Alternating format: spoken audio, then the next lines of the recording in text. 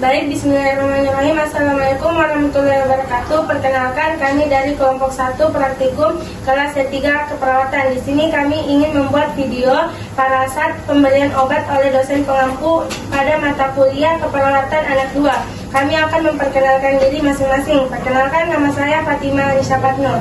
Perkenalkan, saya Selina Pratiwi. Perkenalkan, saya Priska Junita. Perkenalkan, saya Adel Ananda. Saya Spianti Gani. Perkenalkan, nama saya Ayu Febrianti Mulia Akbar. Saya Siti Aziza Bingkis. Dan saya Nurul Isla S. Baik, terima kasih. Bismillahirrahmanirrahim. Assalamualaikum warahmatullahi wabarakatuh. Perkenalkan, saya Selina Pratiwi, NIM P2021 01093. Di sini saya akan menjelaskan mengenai pemberian obat dan tujuannya. Pemberian obat merupakan suatu tindakan yang dilakukan untuk membantu proses penyembuhan dengan cara melakukan pemberian obat melalui oral, mulut, dan suntikan injeksi. Tujuannya, obat yang diberikan sesuai dengan prosedur akan memberikan efek penyembuhan terhadap suatu penyakit dan mengatasi keluhan yang dialami pasien. Bismillahirrahmanirrahim. Assalamualaikum warahmatullahi wabarakatuh. Perkenalkan, nama saya Nurul Isla S dengan NIM P2021 01099. Di sini saya akan menjelaskan tentang 7 benar pemberian obat. Yang pertama, benar pasien. Perawat harus memastikan obat-obat yang diberikan kepada pasien sesuai dengan catatan keperawatan dan identitas gelang pasien. Kemudian yang kedua, benar dosis. Perawat harus memastikan bahwa dosis obat yang diberikan kepada pasien harus sesuai dengan dosis yang diperintahkan dari dokter. Kemudian yang ketiga, benar jenis obat. Perawat harus memastikan bahwa jenis obat yang diberikan kepada pasien harus sesuai dengan obat yang diresepkan oleh dokter, dan perawat juga harus memeriksa label obat sebelum diberikan kepada pasien sebanyak 3 kali. Kemudian yang keempat, benar waktu. Perawat harus memastikan bahwa waktu memberikan obat sesuai dengan waktu yang telah ditentukan. Kemudian yang kelima, benar cara pemberian obat. Perawat harus memastikan bahwa jalur pemberian obat yang diberikan kepada pasien harus sesuai dengan jalurnya. Kemudian yang keenam, benar petugas. Perawat yang bertugas di ruang perawatan harus sesuai dengan perannya. Hal ini bisa dilihat dari perawat yang memberikan obat dan obat yang diberikan. Kemudian yang ketujuh, benar dokumentasi. Setelah melakukan tindakan pemberian obat, perawat harus mencatat tindakan yang dilakukannya, seperti mencatat nama klien, mencatat nama obat, jenis obat, waktu pemberian obat, dan dosis obat. Bismillahirrahmanirrahim. Assalamualaikum warahmatullahi wabarakatuh. Perkenalkan, nama saya Fatima Alisa Patno, NIM P2021 01094. Di sini saya akan menjelaskan tentang rute pemberian obat secara oral atau mulut. Pemberian obat secara oral adalah tindakan pemberian obat kepada pasien yang mengalami masalah kesehatan guna untuk mengurangi, mencegah, atau menghilangkan rasa sakit pada pasien. Di sini ada beberapa jenis obat yang bisa diberikan secara oral. Yang pertama ada obat tablet.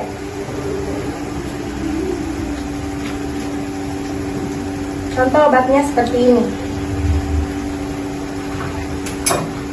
Berikutnya ada obat kapsul. Obat kapsul contohnya seperti ini. Yang ketiga, contoh obat oral yaitu obat cair. Obat cair ini ada yang dalam bentuk saset seperti ini, ada juga yang dalam bentuk botol. Baik, itu saja yang bisa saya jelaskan. Terima kasih. Assalamualaikum warahmatullahi wabarakatuh. Assalamualaikum warahmatullahi wabarakatuh. Perkenalkan, nama saya Ayu Febrianti Mulia Akbar dengan NIM P2021 01098. Di sini saya akan menjelaskan pemberian obat melalui intramuskular. Baik, pemberian obat melalui intramuskular adalah pemberian obat melalui jaringan otot, yang dimana pemberian obat ini lokasinya di bagian paha ataupun di bagian lengan atas.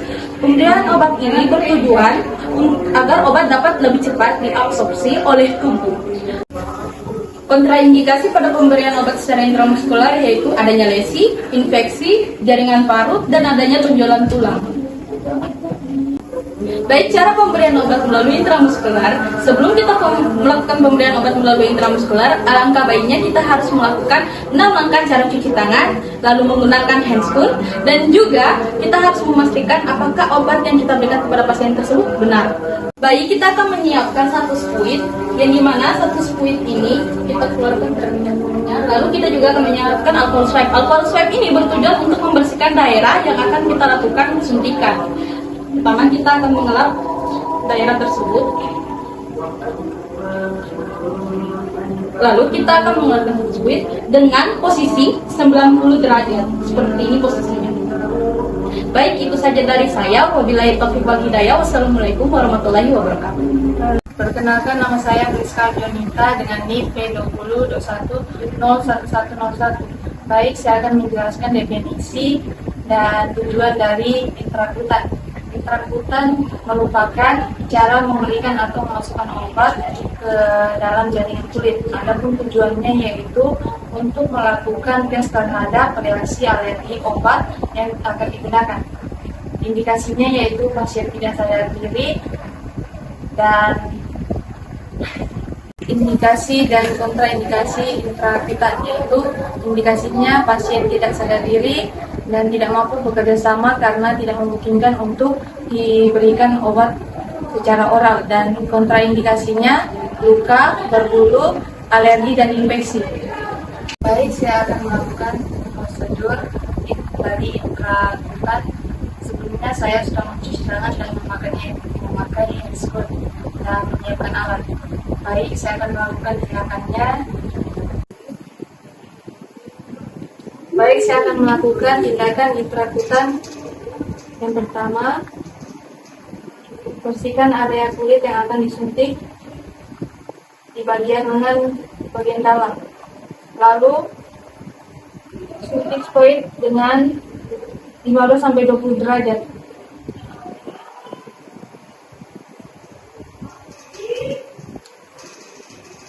Assalamualaikum warahmatullahi wabarakatuh. Perkenalkan, nama saya Siti Aziza Judis. Di sini saya akan menjelaskan rute pemberian obat secara parenteral, yaitu intravena, di mana pemberian obat dengan intravena merupakan prosedur atau cara pemberian obat dengan dimasukkan ke dalam pembuluh darah vena dengan menggunakan jarum suntik. Nah, tujuannya adalah agar obatnya cepat bereaksi dan masuk ke dalam pembuluh darah. Adapun letak atau area penyuntikan intravena ini ada 4 bagian. Yang pertama pada lengan yaitu vena cephalica dan basilica, pada tungkai vena cephonous, kemudian pada leher itu ada vena jugularis, dan pada kepala vena frontalis dan vena temporalis. Nah, adapun indikasi dari pemberian obat intravena ini diberikan pada pasien dengan penurunan kesadaran, kemudian pasien dengan shock hipovolemik, serta pasien yang mengalami henti nafas, henti jantung, serta pada pasien dengan gangguan keselamatan jiwa lainnya. Adapun cara atau metode pemberian obat dengan intravena ini, yang pertama-tama harus kita pahami dan harus kita perhatikan yaitu 6 benar pemberian obat. Nah, setelah itu kita mencuci tangan dengan 6 langkah lalu menyiapkan obat. Di sini kita persiapkan obat. Adapun alat dan bahannya yaitu ada spuit. Ini spuitnya yang digunakan bisa 2-5 ml. Kemudian ada Nirmeken, ada alkohol swab, kemudian ada handscoon, perlak, dan pengalas. Nah, kemudian setelah kita menyiapkan peralatan, kemudian kita menyiapkan dosis obat sesuai dengan orderan. Nah, setelah itu kita mencuci tangan kembali, lalu menggunakan handscoon.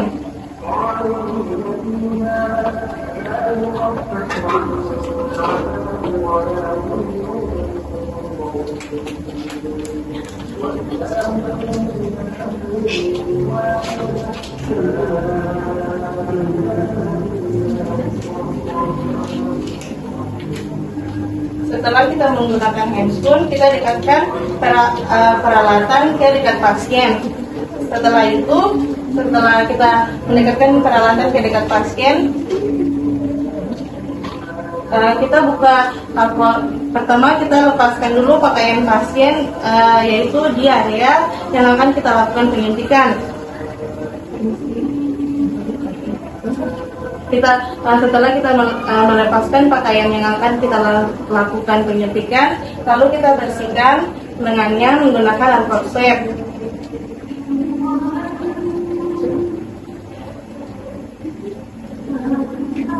Nah, setelah itu kita lakukan penyuntikan.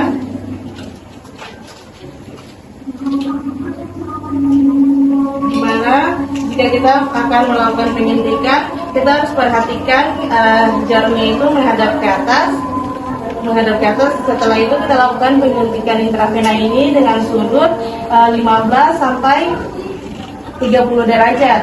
Setelah kita sudah melakukan penyuntikan, jarumnya ini kita buang ke safety box.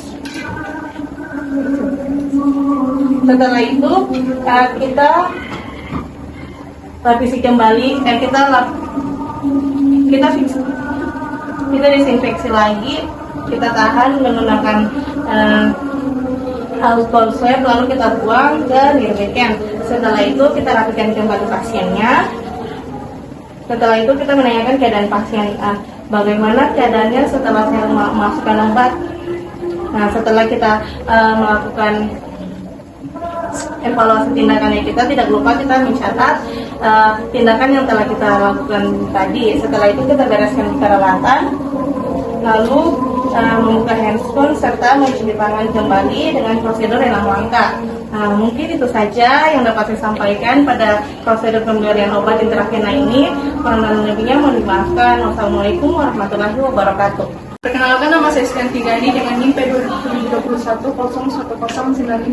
Di sini saya akan menjelaskan mengenai pemberian obat melalui topikal dan rektal.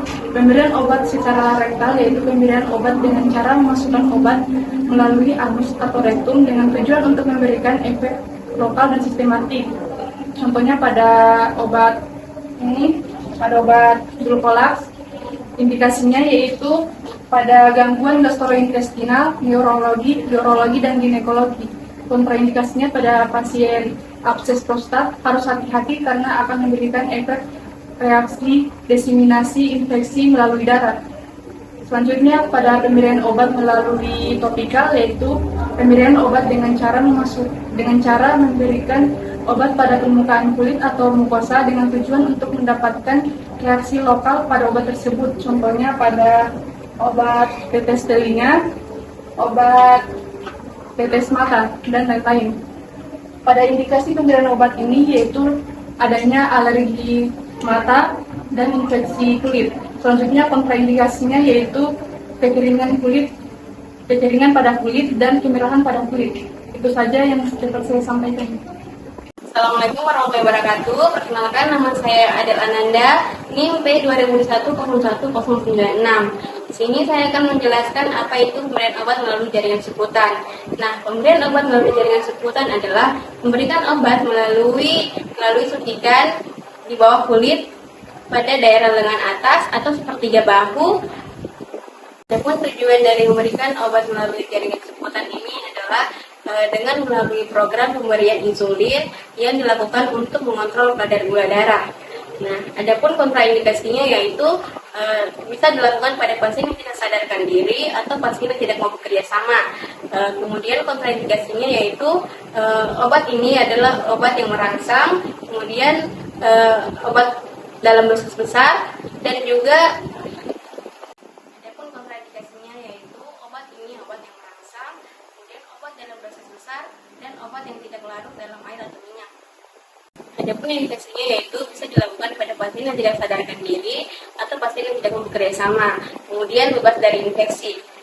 Adapun kontraindikasinya yaitu obat ini adalah obat yang merangsang, kemudian obat dalam dosis besar. Adapun prosedur kerjanya yaitu yang pertama mencuci tangan dengan 6 langkah, kemudian menggunakan handscoon, kemudian menyiapkan alat dan bahan. Adapun alatnya itu spoit dengan 3 cc, kemudian alcohol swab. Adapun caranya yaitu yang pertama membersihkan area yang akan disuntikan dengan alcohol swab. Kita 1 kali oles, kemudian kita akan menyuntikkan cairan yang akan diberikan dengan sudut 45 derajat seperti ini dan kita akan melepasnya.